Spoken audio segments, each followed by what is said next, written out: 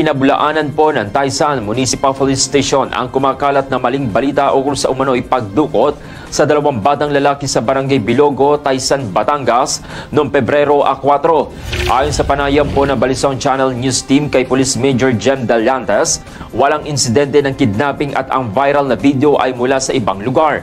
Wala rin aniyang naitalang kahina-hinalang sasakyan sa CCTV footage.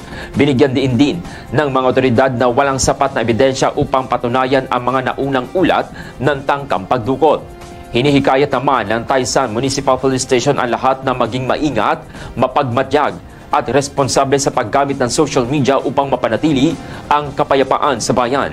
Nagpaalala naman ang Taysan MPS sa publiko na huwag magpakalat ng hindi beripikadong impormasyon dahil may kaukulang parusa ito sa ilalim ng Cybercrime Prevention Act.